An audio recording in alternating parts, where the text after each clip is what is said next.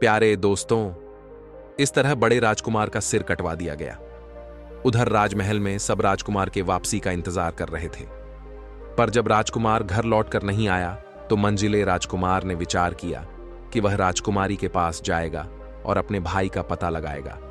परंतु जैसे ही राजकुमारी उसके सामने आती है तो वह राजकुमार भी उस राजकुमारी को देखकर उस पर मोहित हो जाता है और मन ही मन सोचता है कि यह कितनी सुंदर स्त्री है, काश मैं इससे विवाह कर पाता। लेकिन फिर राजकुमार राजकुमारी से कहता है, मेरे बड़े भाई कहाँ हैं? तो राजकुमारी कहती हैं, मुझे इसके बारे में कुछ नहीं पता। यह सब सुनकर राजकुमार फिर से सोच में पड़ जाता है। तब राजकुमारी राजकुमार से कहती हैं, क्या सोच रहे हो? तब राजकुमार कहता है, आप कितनी सुंदर हो, मैं आपसे विवाह करना चाहता हूं।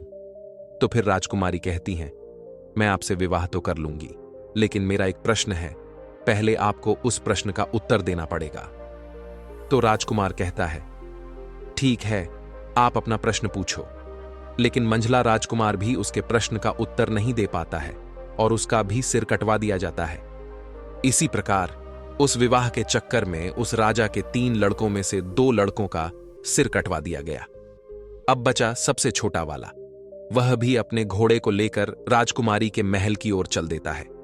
उसके माता पिता ने उसे रोकने की बहुत कोशिश की, लेकिन छोटा राजकुमार चलते हुए कहता है, हम जा रहे हैं उस हत्यारी राजकुमारी से अपने भाइयों का बदला लेने। या तो मैं उस हत्यारिन से बदला लेकर के आऊंगा, अन्यथा आप यह समझ लेना कि आपका कोई बेटा था ही नहीं।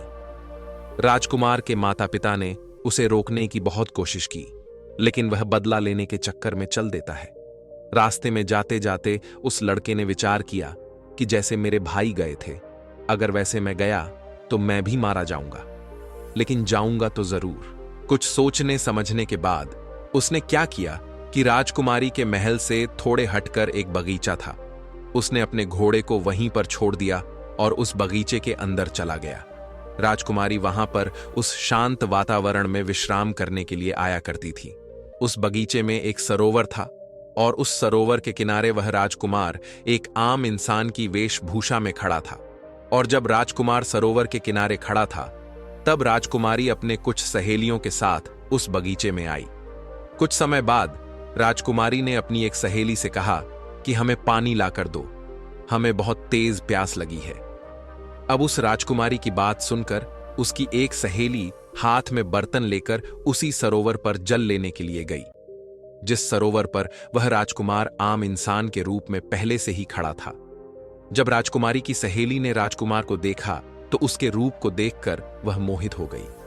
राजकुमारी की सहेली सरोवर से जल भरकर ले आई और राजकुमारी को पिलाया। फिर तुरंत लौटकर के सरोवर के पास चली गई। वहां जाकर उसने राजकुमार यानी कि उस आम आदमी से कहा, आप कौन हो? यहां क्या कर रहे हो? मैं आपको देखते ही आपके रूप पर मोहित हो गई हूं और मैं शीघ्र ही आपसे विवाह करना चाहती हूं। फिर राजकुमार कहता है, वह तो ठीक है, लेकिन आप कौन हो? फिर वह लड़की कहती है, मैं राजकुमारी की सहेली गंगा हूं। यह सुनकर राजकुमार उस गंगा के साथ उसके घर चला जाता है। गंगा अपने आंगन में चारपाई बिछाकर उस राजकुमार को बैठा देती है और उसके बाद भोजन करवाती है। फिर कहती है, आप क्या सोच रहे हो? आप विश्वास करिए, मैं आपको कभी धोखा नहीं दूंगी, क्योंकि मैं तुम्हारे रूप के ऊपर दीवानी हो चुकी हूं। मैं तुमसे प्यार कर बैठी हूं। जब इतनी बात उस राजकुमार ने सुनी तो वह राजकुमार रोने लगता है।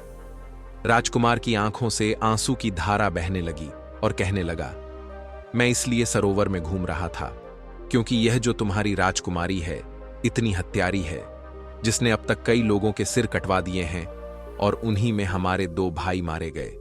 तो मैं अपने भाइयों का बदला लेना चाहता हूं, इसलिए मैं यह जानना चाहता हूं कि यह राजकुमारी कौन सा सवाल पूछती है।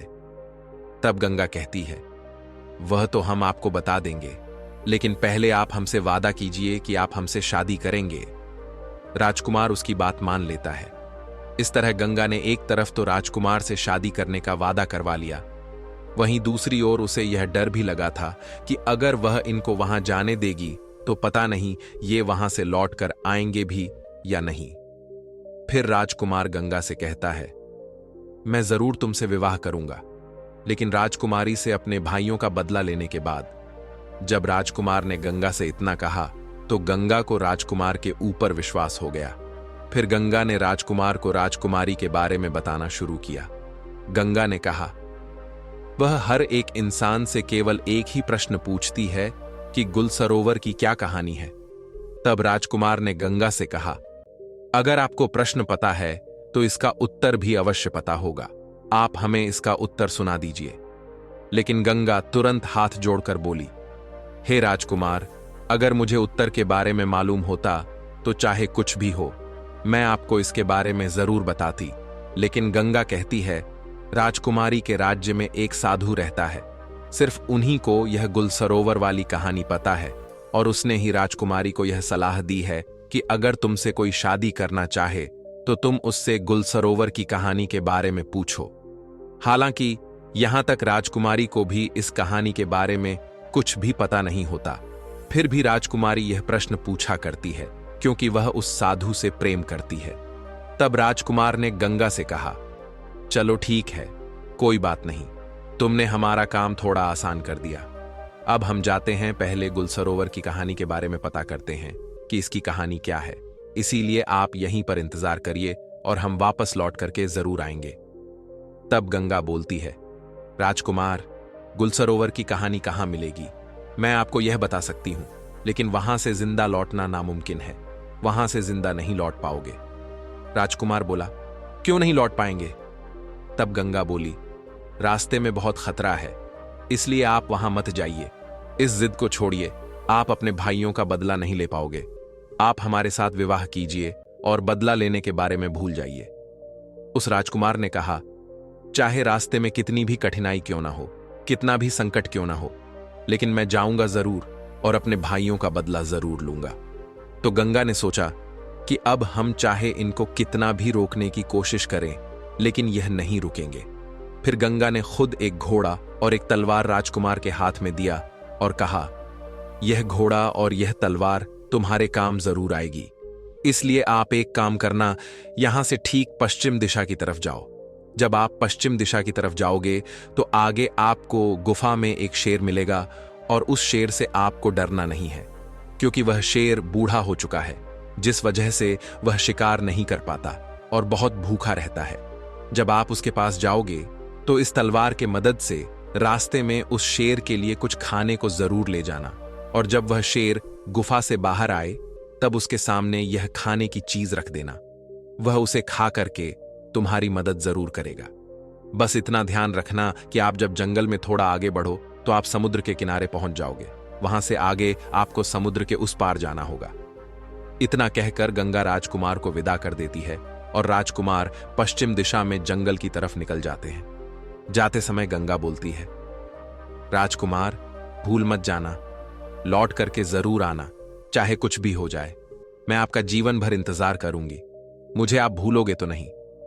तो उस राजकुमार ने विश्वास दिलाते हुए बोला, आप चिंता मत करो, मैं लौट करके जरूर आऊंगा और तुमसे विवाह करूंगा, इसीलिए आप तनिक भी चिंता मत करो। अब वह राजकुमार धीरे धीरे जंगल की तरफ बढ़ने लगा तो गंगा के मुताबिक उसे एक शेर की गुफा मिली।